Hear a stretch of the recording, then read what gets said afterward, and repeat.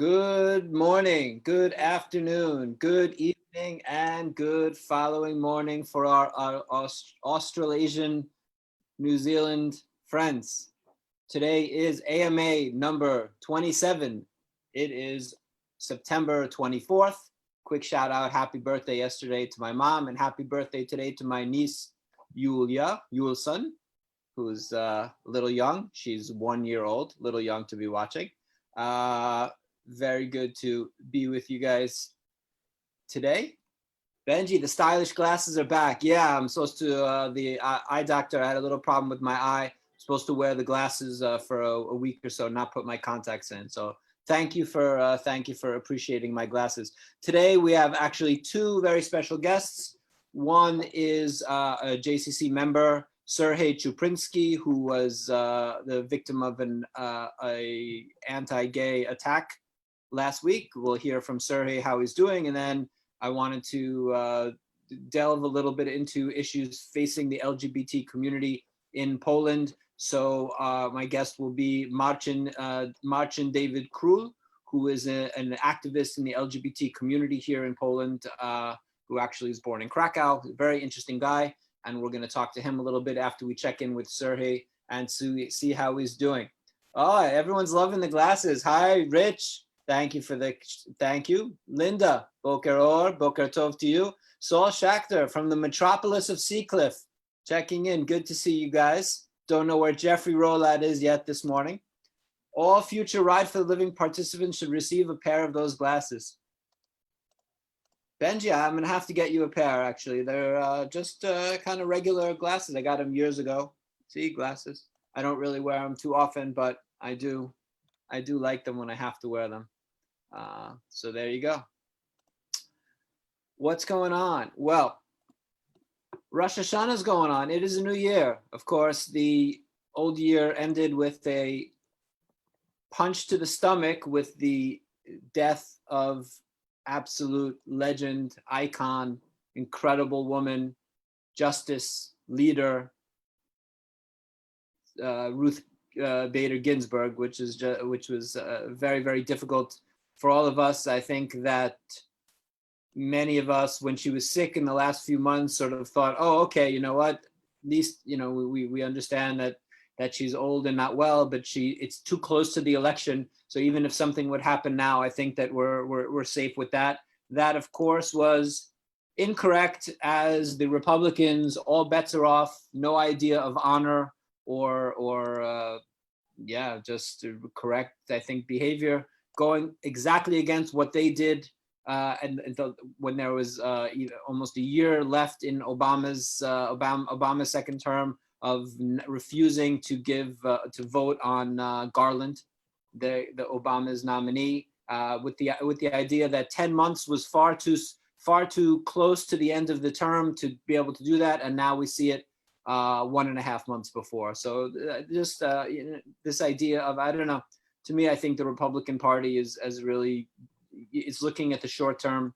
It's thinking, oh, we want this vote on the Supreme Court, which they'll get, but I think it's going to come at a tremendous cost, because I don't think you can just completely flout the laws and regulations, and this is not what people believe in, especially when you have a lot of people that are sort of in the religious right who seem to believe, it seems that the lessons of the Bible about being a decent person and honesty are out the window here. So, which is very surprising to me. But that was a difficult end of 5780. But anyway, good riddance, 5780. We rung in 5781. Let's all hope this year will be better. I hope that you guys had a good Rosh Hashanah celebration, however you celebrated. To those of you who did, here at the JCC, we divided the celebration into 3 nights instead of having everybody together, as I mentioned. Thursday night, we had our seniors, our Holocaust survivors here for a dinner. And then Friday night, we had Shabbat dinner, the community without the survivors. And then on Sunday, we did something really, really nice, is we had 2 sort of kind of brunch picnics going on in the courtyard, with all different activities for the kids and families with young children. And also Hillel, our students, had a kind of party in the courtyard as well on Sunday, which was nice. So all in all, the whole community celebrated, just we did it all differently. Good morning to you, Sita. My dad is watching. Hi, Dad. Love the glasses. Thank you, Sita. Always warm shout out to you, Dad. Shana Tova to you. So that was Rosh Hashanah. It was, I think, very, very nice Rosh Hashanah here. We're getting ready, of course, as everyone else, for Yom Kippur. And we will have a pre-Yom Kippur. We always do the pre-Yom Kippur meal, which we will do at the JCC. It's always funny that you have all these people who come for the pre-fast meal, and I don't think too many of them are fasting, but okay. At least we like people to be participating in this idea, even if they're not fasting, that they like this idea of coming together as a community before Yom Kippur, the holiest day in the calendar. Shana Tova. Gary, Pastor Gil, good to see you, my friend. Blessings from Brooklyn. Blessings from Krakow, right back to Brooklyn. I hope you are well, Pastor Gil, and your community is doing well. And I hope to see you in person one of these days soon when we start traveling again. I miss New York very much, as I've talked about a lot. And I know that you have some plans of coming back here, and hopefully we'll meet together in both places. In terms of what else is going on here, in terms of Corona, the highest number since the pandemic today in Poland, 1,136 new cases. So compared to some other places in the world, not too terrible, but still for us, many, many cases. And I don't know if we might be moving toward some kind of shutdown. Things are still open here in Krakow. Schools are open, kids are in school every day, which I think is not necessarily going to last. There are new outbreaks of Corona in hospitals in Krakow and Łódź, which is really somewhat disturbing. So we'll see what's with that. As of now, you can still go to restaurants, you can go inside, everyone wearing masks, people doing a reasonable job of that, but it is still growing. Corona is not going in the right direction, which is very troublesome. Last week we had Rabbi Shudrik. We talked a little bit about the Shechita. We had a community meeting, a Zoom community meeting of Jewish leaders from all over Poland to try to think about what to do about certain issues, the Shechita being one of them. And the law has passed, which we were just talking about it last week.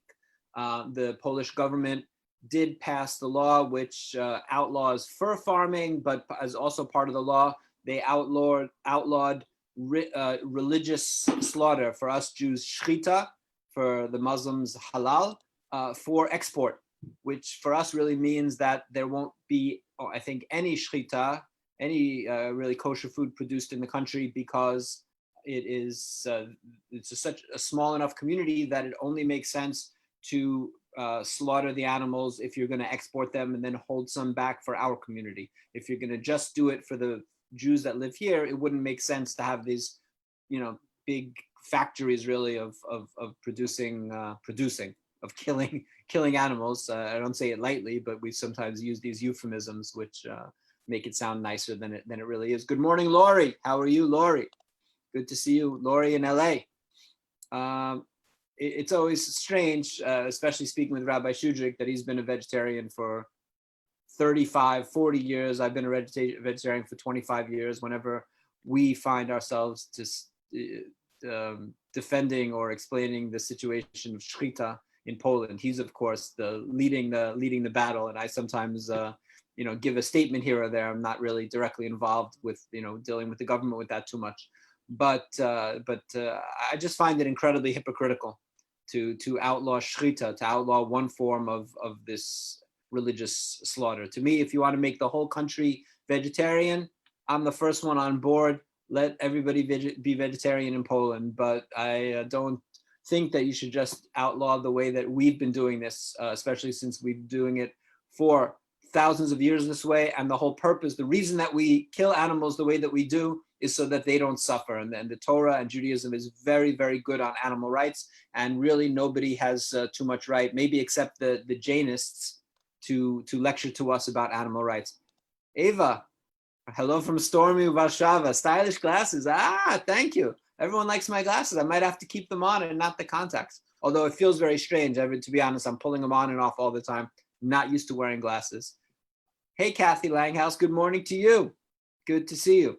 So that's where we are in terms of Krakow, in terms of Poland, in terms of issues affecting our community, Corona, Rosh Hashanah, Yom Kippur. Let's see, are there any questions for me?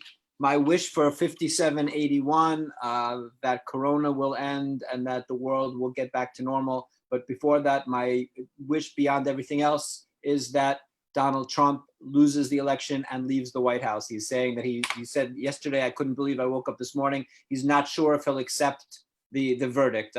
This is fascism, folks. Anything, if you agree with this, if you like where the US embassy is in Jerusalem or not, this is an American president who is saying that he doesn't believe in the democracy of the United States that has withstood for 240 years. So that's where we are, which is absolutely terrifying. And hopefully the people around him and the military will not allow him to do what he's hinting at doing. Good morning, Rabbi. Good afternoon, Rabbi Avi from Caesarea. Good to see you, Rabbi Avi. We miss you here in Krakow. I haven't seen you in person since March.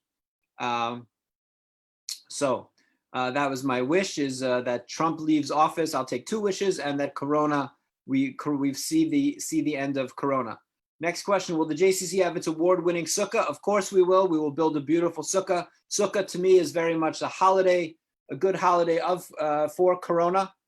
See, with all the spacing and being outdoors, Sukkot seems like we were ahead of our time with that. So we will build a very beautiful sukkah. Our theme this year, which is not based on these last couple of weeks, but was decided months ago, they're going to decorate it, I believe, with rainbow colors. So that'll be very beautiful, as we have the rainbow flag on the building that you see behind me, and we have the rainbow umbrellas in the courtyard. And we need to do all we can. And we're going to talk with Serhii, and we're going to talk with Marcin to stand with the persecuted LGBT community these days in Poland. So I'm going to now bring on my first guest. He's a good friend of mine. He's a very active JCC member. He came here from Ukraine. Actually, one of the reasons he came here was because Poland, he felt, was more tolerant, especially less anti-Semitic.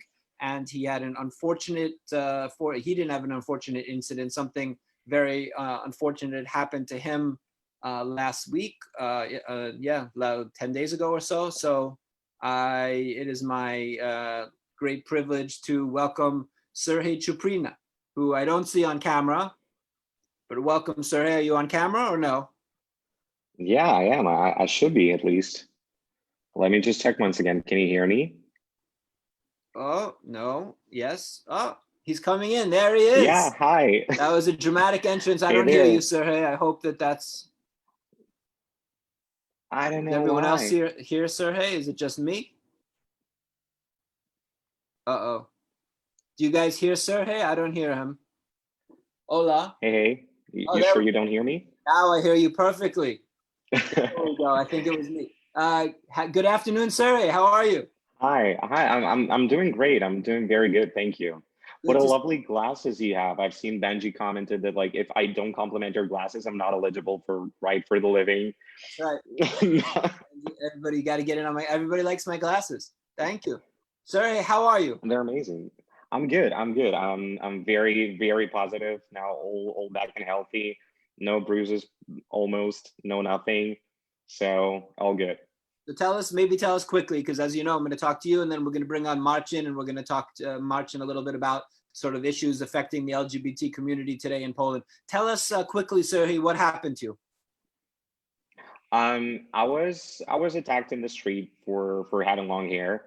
And I was just basically, the guys were yelling like, "Hey, fag!" I'm not sure if I can say that in public Zoom. So yeah, they were just yelling at me. You can say whatever you want, Serhii. We have no censorship here. That's good. So yeah, they were just yelling at me that I'm a fag, and then I just got a punch in the back of my head. I've fallen down, and then one of them just continued to hit me in the face. Then I went to police, and police kind of didn't really want to take the situation into control. But now, partially thanks to you, actually majorly thanks to you, one of the members of the community who is a lawyer is taking absolute care of it. We literally had a chat today in the morning, and she confirmed that everything is going as planned. So the case is in progress, and everything for now is taken care of. Well, that's great. I'm happy. And you're looking much better than when I first saw photos of you, Serhii. You're back to your Oh, good thank you. self, Serhii. Serhii, I think what was very upsetting to me straight away. First of all, what happened to you, of course, that you should be attacked and be called, anti-gay slurs and fag and all of these things was very upsetting. But the police reaction, this idea that the police in Krakow, and we can't understand what was in their heads at all, but this idea that, oh, come back another time, and saying that you were drunk, all of this was upsetting, that we feel that, the authorities are here to protect us. There are always going to be people that are going to do things. Unfortunately, we live in that kind of world, but as long as there are the authorities and people to help, then the world stays not too bad. Well, not kind of to justify anyone. I kind of do understand why this guy decided not to take any action at that time. As he explained himself, he was alone at the whole building. So basically, he didn't really want to work at that moment of time, and he just like, well, you're still alive, you're breathing, you can come tomorrow. And that basically was what was the reaction. It's absolutely not a single justification to the whole situation, but at the same time, I kind of see why it headed towards that solution that it came with. Okay, well, that's nice that you feel that way, and and yeah, I mean, I think also in Poland, and this is something that needs to change, maybe, that at least what I'm the most familiar with in the United States, when there's an idea of a hate crime, then there's a special attention paid to it. So in other words, if you were beaten up on the street because somebody wanted to steal your wallet, that's terrible, but that's one thing. But if there's somebody you're beaten up on the street for being gay, or for being black, or for being Jewish, or being Asian, something that would qualify as a hate crime, then that is treated a little more seriously, or with a different sort of energy than what happened to you is treated with. Absolutely. Here, you're actually kind of right, because the issue is that in Poland currently there exists a criminal code penalty for beating up someone, or at least like yelling slurs even out in the street because of someone's race or ethnicity. Nonetheless, there is no such a penal code for the same situation happening because of either gender or sexual identity or whatever there is. So I just see that as a huge miss from the side of lawmakers, just because this legislation does not exist. No, absolutely, and this is, I think, part of the giant problem here in Poland, that as you say, that this idea, and I'm going to talk to Marcin about it as well, is that LGBT people are not treated as people. It's not treated as as just a way that you are, a sexual, that you have certain, you are, that way. It's treated as some type of ideology, that it doesn't exist, that people are you're part of a certain group, that they're denying the existence of this group, so they don't have to have any particular laws to protect you, because in their mind, they're trying to say that you don't exist. It's kind of like, I don't want to make any parallels, but this kind of a discrimination against a particular group of people, it just reminds me of some historical events. I'm not going to openly say that I'm comparing it to anything, but just dehumanization of someone who is there, who is alive, who has a being heart, who just exists in the society as everyone else, is kind of resembling something. No pun intended, no silver lining. It is just resembling something not very good historically for me. And it is indeed kind of hard to explain towards people who might feel or think about it differently, because they either lack education about it, or they are just surrounded by that surrounding. Even when they come to ask, like, hey, why are you the part of the LGBT community? Well, as simple as that: lesbian, gay, bisexual, transgender. That is what is LGBT. Those are people. This is not an ideology. If that was an ideology, I would love to have like the card stating that I am a member. If that eventually helps me with, for example, I don't know, work or taxes or anything, I would love to have that. Unfortunately, I don't. And there is no possibility for that. So it is what it is. Yeah, no, it's very strange, this idea of ideology, or also this thing that's was always weird to me, was that people are like, oh, that it's some type of, a choice, that, that you're choosing something, like you choose an ideology. And then I'm like, well, I don't remember that moment when I chose to be heterosexual. I didn't say, oh, okay, well, so Yeah, not tickling my pickle. I go that way. No. Right. So if people don't choose to be heterosexual, then they're not choosing to be homosexual either. So then that's that. Case there's not much more to discuss on that issue. I think if it's not, we're not all just sort of choosing, or in that sense. But I understand fluidity with certain things and bisexuality, but generally speaking, the idea of describing something as an ideology is I think a way for them to escape the idea that there are people who need protection and not make those laws and not enforce laws to protect them. Well, yeah, it's kind of the same as saying like the left-handed people are ideology, because the social norm, for whatever reason, before, I think it was a common thing in, for example, the Soviet Union, that people who were left-handed, they were just forcibly put all the pens and pencils into their right hand and actually taught how to write with their right hand, because just writing with left hand was inappropriate. But as we know, it's insane. It sounds insane today, but that's kind of the same thing that is happening right now with the whole ideology thing around the LGBT community. No, absolutely. I think it's a very good. I never thought of this analogy, but with left-handedness, you're right. Absolutely, and I think that's something that most places in the world we've moved beyond that, and I think most people in the world that we exist in have moved beyond that, but yet we're part of a larger society where there are many people, and from sometimes a very strict Catholic point of view, who have very different vision of the country. I think what something that really was I saw that was kind of wonderful was how much the outpouring of really support that you received. I mean, I just didn't really do much, just kind of put it out there, but a lot of people really picked up on it and saw it and were pledging support, and people wanted to Serhii need any money and support, and help, and from all over, from abroad, and the JCC community, but really beyond the JCC community, and people from different LGBT organizations in Poland reached out to you and stuff. So to me, I think that was, how was that for you to see, you get beaten up, and the next day the whole world is calling to see how you're doing? I was shocked. I'm pretty much shocked still how much of like love and support I've received. And indeed, major part of that was the global JCC community. Once again, as Joe wrote in his post on his website, on Facebook, on his personal page on Facebook, if you guys feel that you want to help somehow, please donate. There are all the links provided. If you don't feel like donating for a Polish website, you can donate to the JCC with an annotation Serhii. And I think that this would be a great help, because all of the organizations, all the lawyers that are helping people in need that had to be in the situation like I had, they all are being supported. They are being provided by those organizations, and eventually making the world better by doing that. I cannot even say it in a different way. Those are organizations that help to prevent people's basic human rights violations. And if you feel like helping, that really would be highly embraced by all the community in Poland, not only by the JCC community, not only by the LGBT community, but by the whole community of allies, not allies in Poland.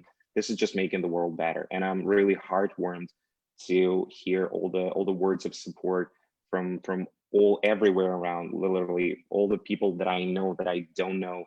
People from Milwaukee texted me. Some of them I know, some of them I don't. And it was an amazing, it was like the best cure for me. Oh, that's great. That kind of gave me the power to continue to actually push through, to connect with Eva, to go further with actually the investigation and pushing that through. So you guys gave me power. Thank you for that. No, I'm happy to be we were able to, to put it out there, and just people responded how they responded, which was, as you say, really heartwarming. Sir, I know that, you from Ukraine, came to Poland because you felt Poland, one of the reasons that you felt Poland would be more tolerant, and for, a better place for you to live as a Jew, as a member of the LGBT community. How do you feel now? Has that changed? Are you still optimistic? Does this make you want to go back to Ukraine? What are you feeling? What I can say for sure, it doesn't make me want to go back to Ukraine. Just judging by what happens like all around us, I have seen the recent chart of International LGBT Allies Association or something. The organization is called in a shortcut ILGA, and they annually do the ranking of most and least friendly countries for Europe. And this year Poland landed at the bottom for the EU, and seeing that even Ukraine eventually.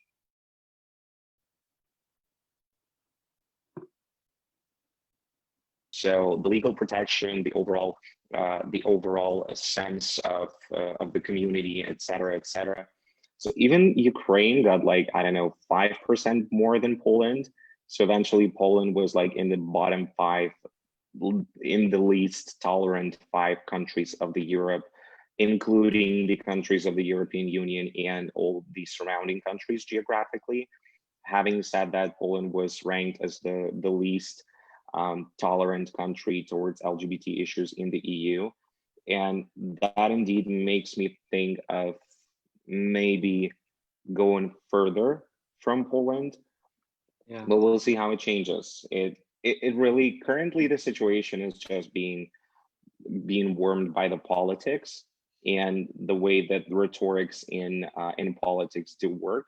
So I see that, I sincerely hope for that when this period passes and we will finally not be dehumanized by the political debate, then it should start becoming better.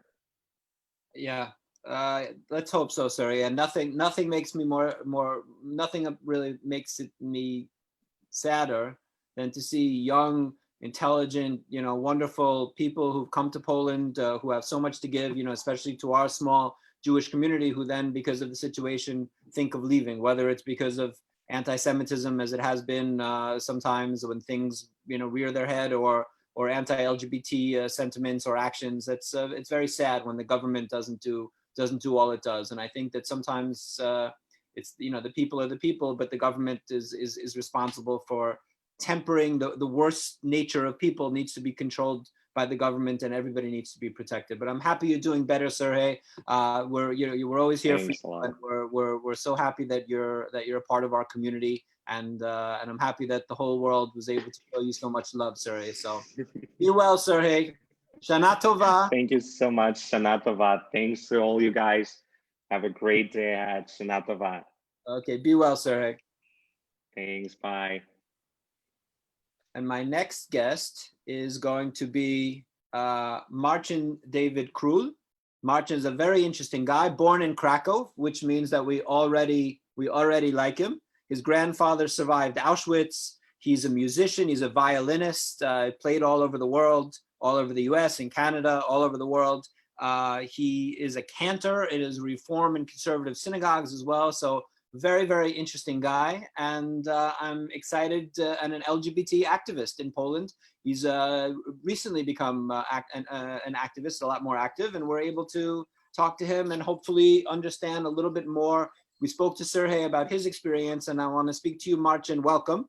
I want to speak to you really the larger LGBT, not only experience historically, not really, but in terms of what's going on today. So first of all, thank you for joining us today. I know you just had a rehearsal, and I pulled you out right at the end of the rehearsal, so I hope that you got your rehearsal in okay.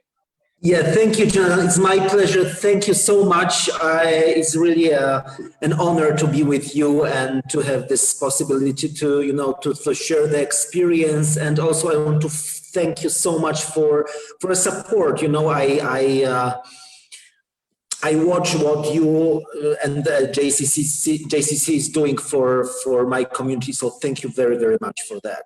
No, it's not our pleasure. It's our responsibility to do it. And I'm happy that we have a bit of an ability or a platform. And I'm happy that, if we have a flag in the building, let more people see it. I'm so mindful, as somebody who's not from Poland, as a Jew who's been living here for 20 years. And I think to myself, dealing with all these issues, I think to myself all the time, what if there had been Jewish stars in all the windows in Europe and in Germany and in Poland and stuff during the war and before the war? Would have happened, maybe wouldn't have happened. And to be an ally, I think is something that's more and more of a responsibility these days. But before we get to this, I want to talk to you a little bit about as a violinist and a cantor. So tell me about these two things, and then we'll talk about the more serious issues of that, facing the LGBT community.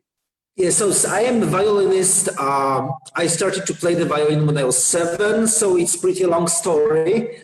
I'm the member of the orchestra here in Radom, but I also play in a violin duo with a friend of mine. And also for 2 years, I'm the cantor now. I was studying with Michael David Stein from Temple Aliyah in LA. So it's really,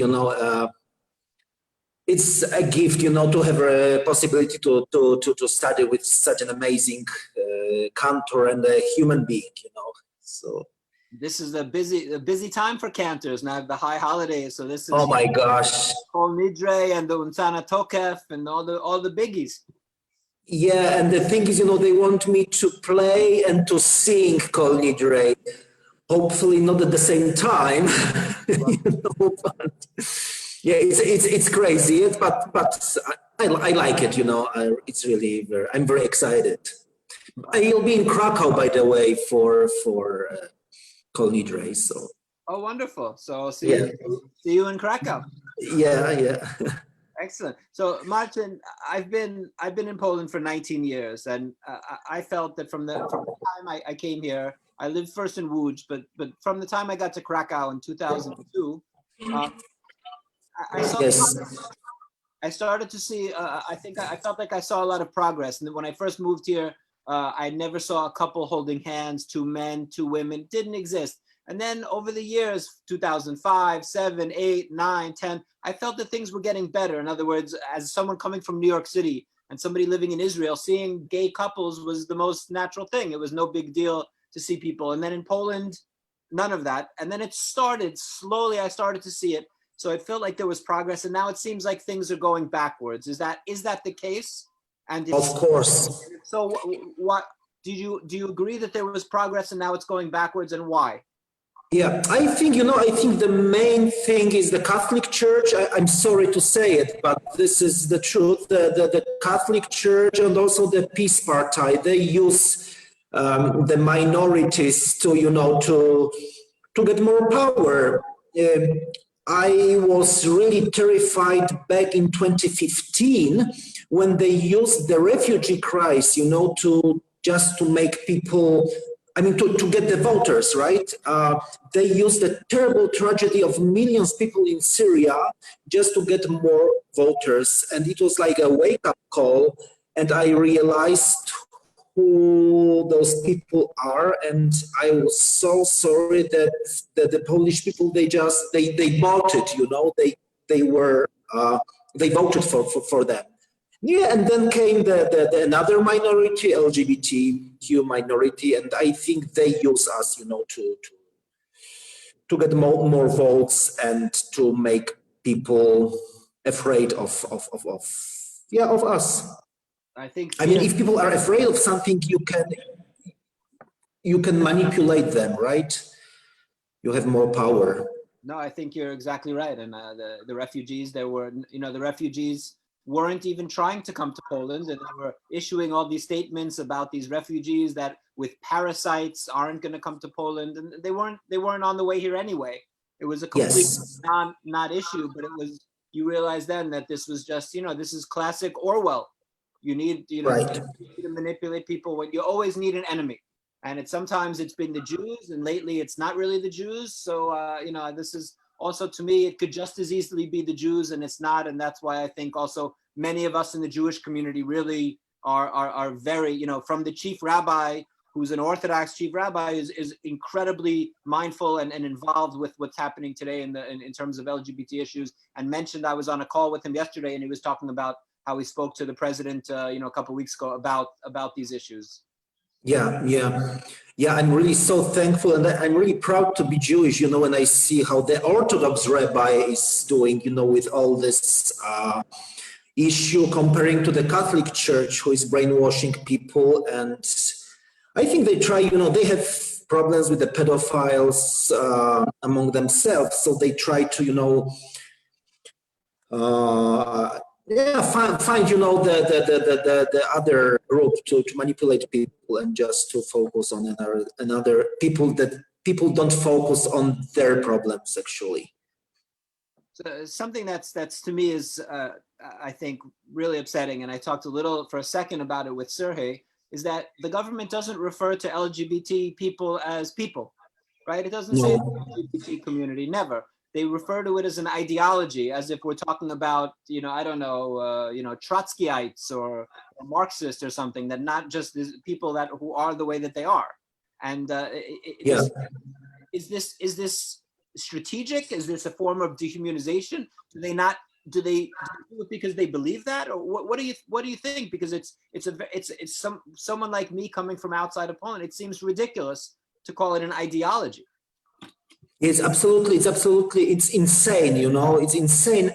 And as I said, among the priests, there are a lot of gay people. I know it because a lot of my friends, they were even in the relationship with a priest. So I know that in this community, there are a lot of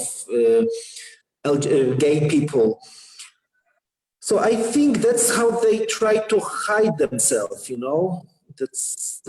that's why they do it. And with this ideology, I don't even understand what they are talking about.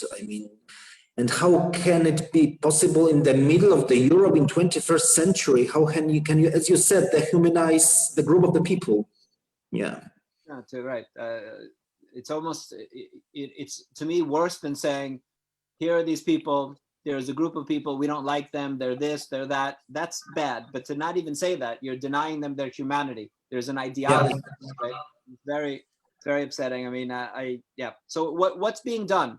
What are organizations today? First of all, what does the structure look like in terms of the community? Do you have strong organizations? I know of the campaign against homophobia in Krakow. We have Queerowa May, Queer May, that we as the JCC have really worked with over the years for many, many years, and marching in the march used to be the March for Tolerance, then became the March for Equality. But what is, in terms of the structure of the LGBT community, are there strong organizations who are working on behalf of the community today?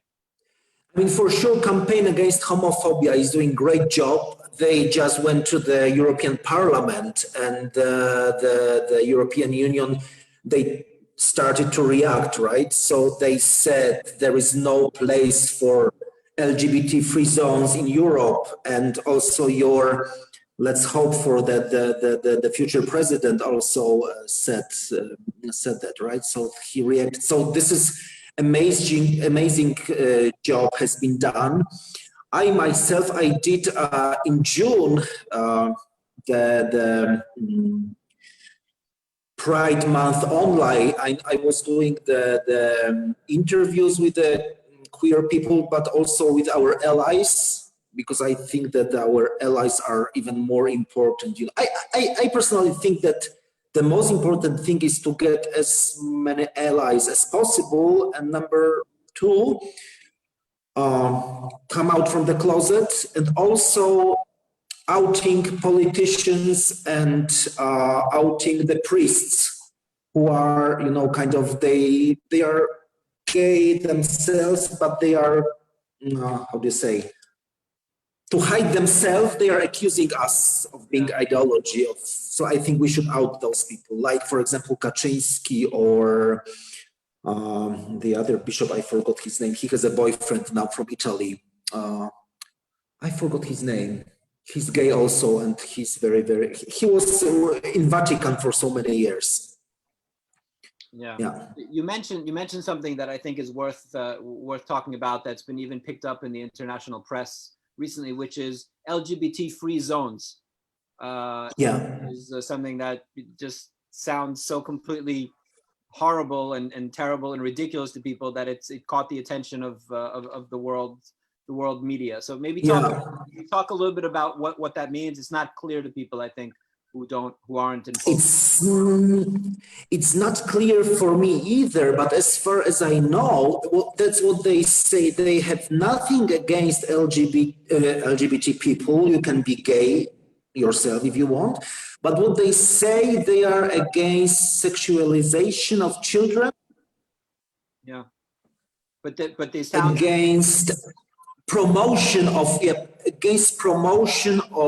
homosexuality. You know, I think this is the main problem in Poland. People think that you can choose your sexual orientation. Yeah. And some of the people, they believe that if I say to my nephew, I think you should be gay, it's cool, it's cool to be gay. They think it's possible, and that's the main problem, I believe.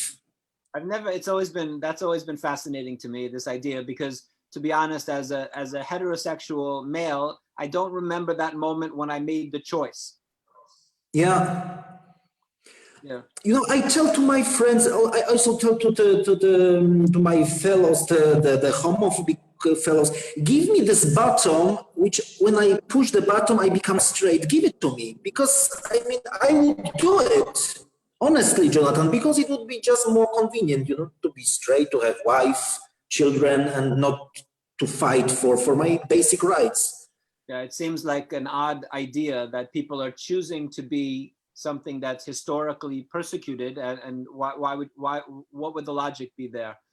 Yeah, absolutely. And this idea that you have some influence, but I think it's more, my feeling is that it's more that there's an understanding that people are gay, and it makes these people uncomfortable for whatever reasons, and because it doesn't fit with their religious beliefs or whatever.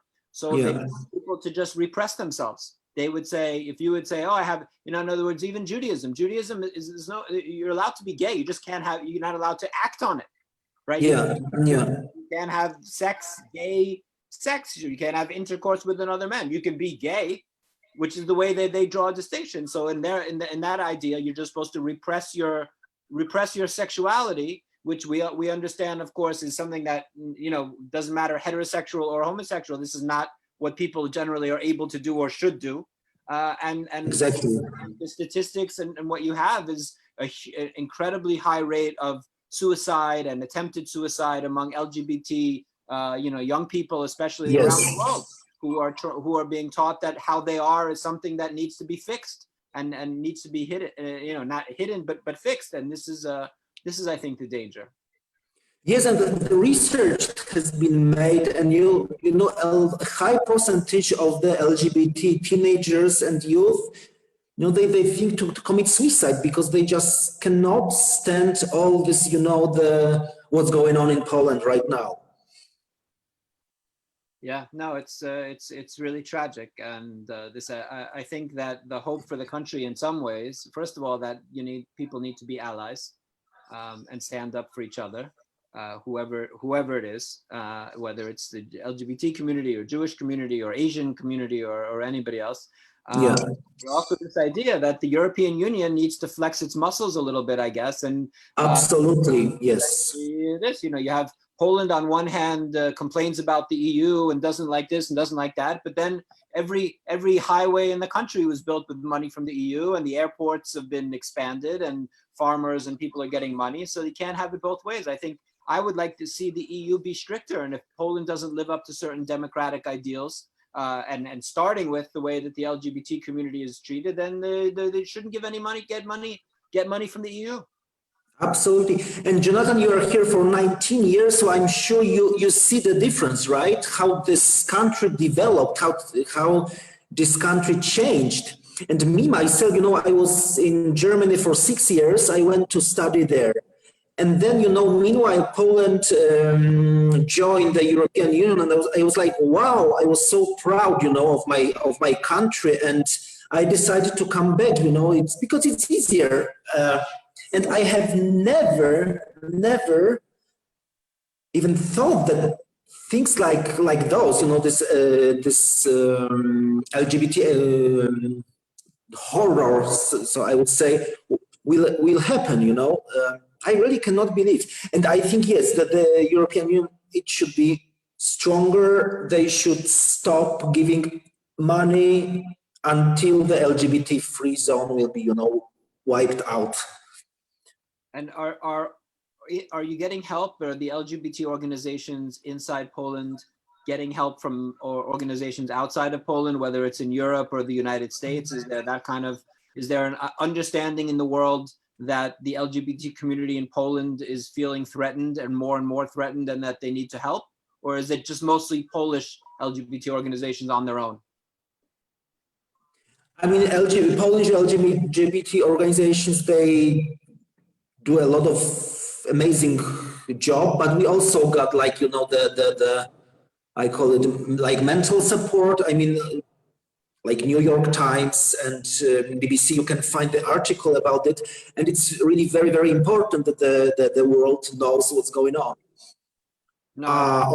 Also, I was interviewed by Danish television 2 weeks ago, and they invited me to Copenhagen. So I fly to Copenhagen right after Yom Kippur for Rainbow Award Gala as a guest. So I will have opportunity to talk to people there. Very nice. Very nice. No, I think it's important. You have some countries that have done so well, even in the United States, which I don't think, there's a lot of things that we have not to be proud of these days, but that's something in terms of, especially in terms of gay marriage, how incredibly quickly that not only laws, but just public opinion, the idea of where we were when I was a little kid, and also I was in a liberal place, New York, but you just, even the language, that's gay and whatever. Now to come from that sort of mild form of discrimination to where we are, that you have so many states with legalized gay marriage, and I think is not going in the other direction, and that's more and more is really a positive. So there is hope around the world.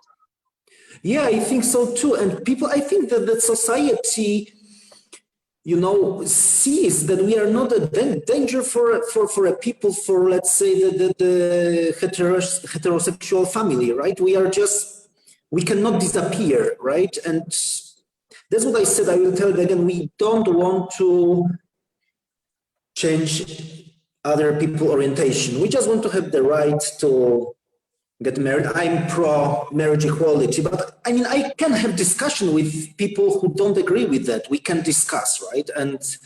But I'm not ideology. That's the main thing right now. No, I think the main thing is this to give people their identity, or not to give it to them, not to take it away from them, because people have it until it's taken away. Yeah. So what can people who aren't gay do? I've tried recently, through the JCC, and not talking really to talk about me, but through the organization, and personally, I hung a flag not only in my office but out in out my window at home in around the corner from here in Kazimierz. But beyond things like that, beyond putting flags on our windows, and what can we do as to support the LGBT community? I think just to talk to people, just to show how, I myself, I'm for, let's say, 100%, how do you say? Okay, so before 2015, I never joined Pride. LGBT Pride, never, because all my friends are super cool with me being gay, and there was never an issue, and I didn't have even the rainbow flag in my apartment. Maybe it's my mistake, but I'm for like 100% assimilation of gay people. Let's say if I go for a vacation, there is me, my boyfriend, one straight couple, one lesbian couple, another straight couple, and we never talk about sexual orientation because it's so natural, Mm-hmm. So I think that the main thing is to talk with the people. You as an ally, okay, I have a gay friend. What's the problem? They are just like us. No, absolutely. And you are a perfect example what to do as an organization. I mean, with all this, the events, the concerts, the rainbow flags. It's really amazing. Thank you for this. No, it's you know, as I said many times, I'm mindful of Jewish history and this, and feel that, you know, we're watching something that's very similar in many ways to the oppression of Jews. And when you're you know, as you know, on multiple levels, when you're part of an oppressed people, you feel a responsibility, or I should feel a responsibility to help stand up for others. And I think generally in the Jewish world, Jews are pretty good with these issues. Not everybody, and there's room to improve. But I think we as a people are okay. It's one of the things that we do a pretty good job with. Right, exactly. Yeah, and me also, you know, my grandfather was an Auschwitz survivor, so I'm very I really knew what was going on in Europe. And as you said before, if there would be a huge protests in 30s, maybe the Auschwitz would never happen, you know? You have a particular responsibility living in a place that has seen so much tragedy because of hate, and not only because of hate, but really because of indifference. Exactly, yeah. You know, there will always be people who will hate other people because they're different. And it's up to the rest of us to show them that they can't, that hate shouldn't manifest itself in terms of action against those people. And if there are enough allies for any group, then I don't think that group will be in good shape. Yeah, but the problem in Poland is, you know, because of course I'm sure you have homophobes in the US, but then I can go to the court and I can sue this guy or this woman, right? Yeah. And let me tell you one thing, the Kaja Godek, she said on the TV station that the gay people want to adopt children to rape them, to abuse them. So I went to the court and I sued her with another people. And do you know what the court said? They said I have to prove that I'm gay.